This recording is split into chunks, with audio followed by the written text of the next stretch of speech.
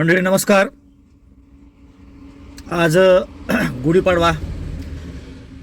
सर्वप्रथम सर्वांना गुढीपाडव्याच्या हार्दिक शुभेच्छा. मराठी नूतन वर्षाच्या सर्वांना हार्दिक शुभेच्छा.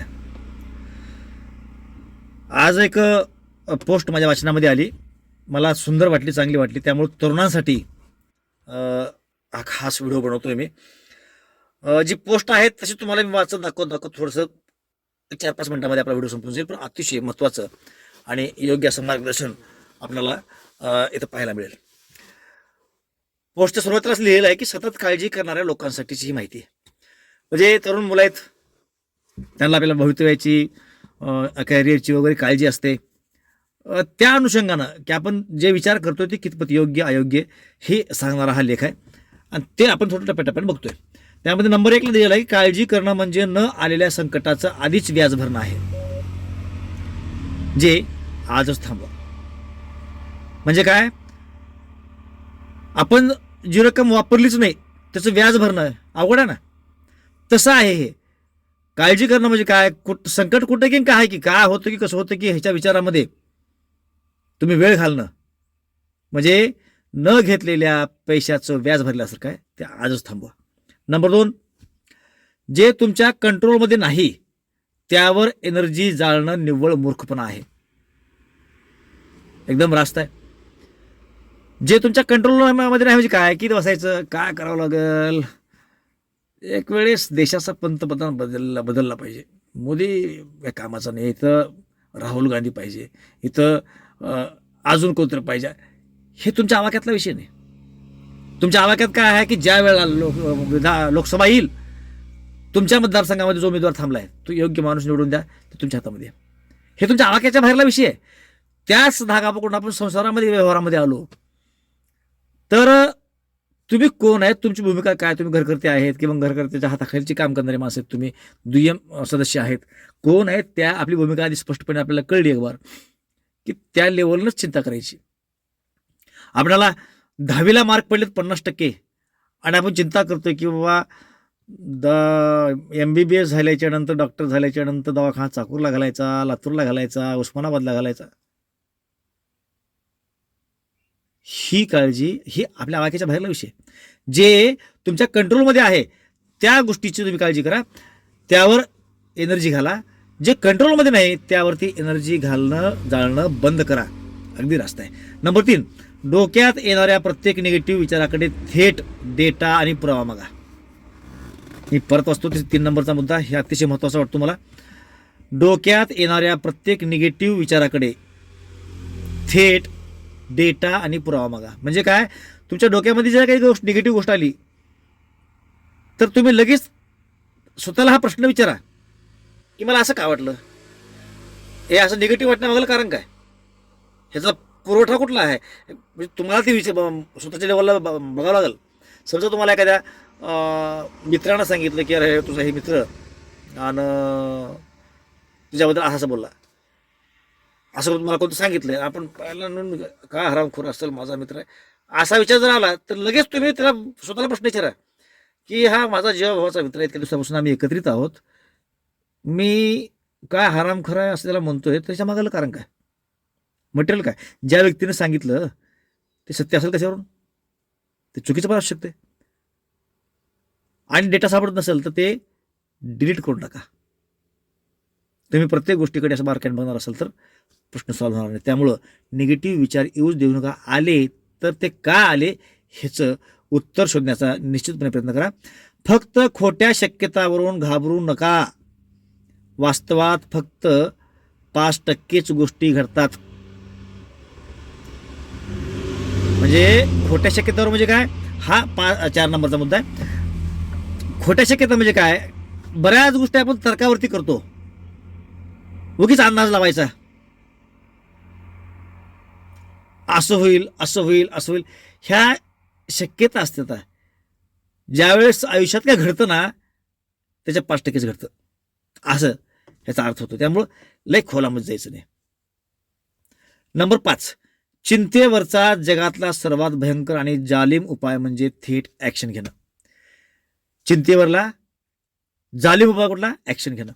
एखाद्या गोष्टी चिंता कशाला करत असताय, चिंता करत बसण्यापेक्षा त्या संबंधित गोष्टीवर तुम्ही ॲक्शन घ्या, काय तर कार्यवाही करा, काम करा, ते उत्तम राहील. चिंता कामाची नाही, चिंता सोडून द्यायची. मेंदूतली सगळी फालतू बडबड एका कागदावर उतरवा. मेंदूचा रॅम मोकळा करा. मोबाईलमध्ये रॅम जो असतो, तिची जर मेमरी फुल झाली तर मोबाईल हँग होतो, दमानं चालतंय. असं तसं आपलं डोकं बी काम करत नाही. त्याच्यामुळे डोक्यात जे जे आहे ते वहीवर लिहून काढा. काय तुम्हाला वाटतं ते शांतपणे त्याचा आपण अभ्यास करा. तुम्हाला कळते की ह्याच्यातल्या काही गोष्टी की बिनकामाच्या तुम्ही त्या डिलीट करता. पण डोक्याकडलं रिकामं करा, वहीवरती वगैरे उतरून टाका, तिकडून रिकामं करा. तिथून तुम्हाला जसं स्पेस भेटला तर तुम्ही चांगला विचार पुढे करण्यासाठी तुम्हाला वाव मिळू शकतो. सर्वात वाईट काय होऊ शकतं याचं प्रॅक्टिकल कॅल्क्युलेशन आधीच करून ठेवा. तुम्ही एखादा व्यवसाय करताय, फॉर एक्झाम्पल तुम्ही गाई घेताय, म्हशी घेताय, तुम्ही किराणा दुकान टाकताय, जनरल स्टोर्स टाकताय, काही करताय. आपण खेड्यापाड्यामधले बहुत शेतकरी असतो, आपण गाई घेतो समजा. तर गाई घेतल्याच्या नंतर मॅक्झिमम ह्याच्यात वाईट काय होऊ शकतंय, आपण फायदे काय होतात ते बघतो. एवढी गाय आणली, एवढं दूध मिळतं, एवढे महिन्याला एवढे दिवस, दिवसाला एवढे पैसे, महिन्याला एवढे पैसे, 6 महिन्याला, वर्षाला, वेतामध्ये एवढे पैसे. फायदा कसा आहे एवढं बघतो. त्यामध्ये जर लॉस झाला तर मॅक्झिमम जर वाईट काय होऊ शकतंय याचा निश्चितपणे विचार करा. त्यावरती प्लॅनिंग करून तुम्ही ठेवली पाहिजे. हा सुद्धा तिथं मुद्दा सांगितला गेलाय. काळजी करण्यासाठी दिवसातला फक्त अर्धा तास ठरवा, बाकी वेळ कामाला जुंपा. कामात गुंतलं ना काळजी करायला वेळ मिळत नाही.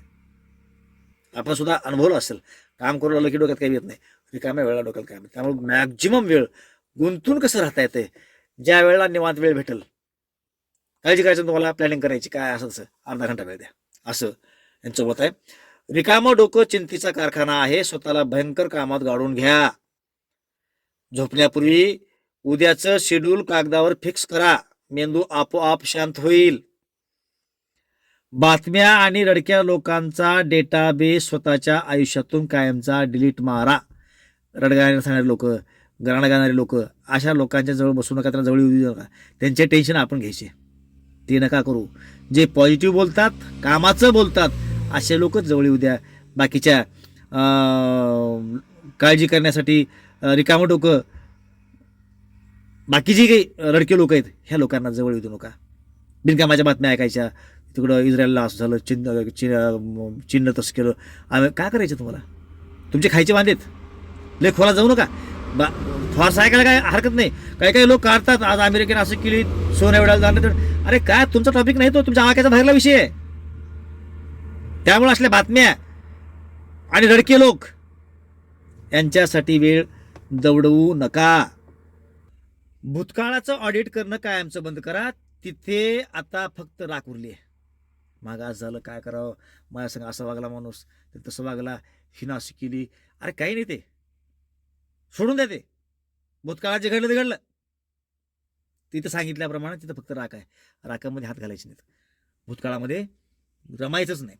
उद्याच्या टेन्शनमध्ये आजचा हातातला रिझल्ट खराब करण्याचा बालिशपणा सोडा.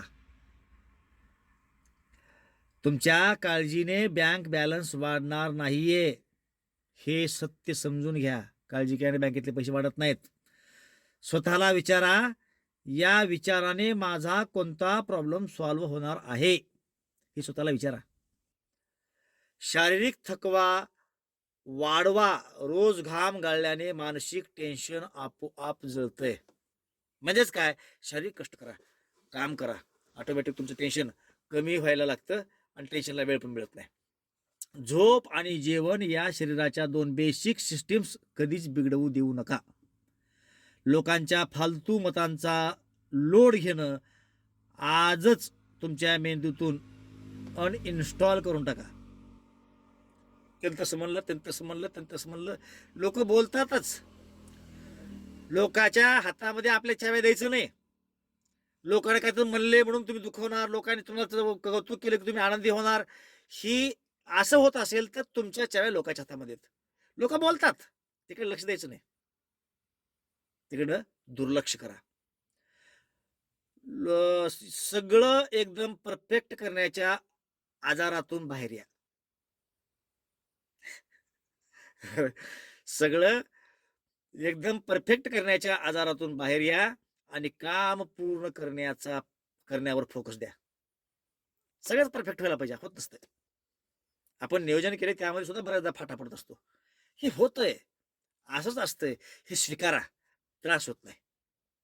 कामावर फोकस द्या.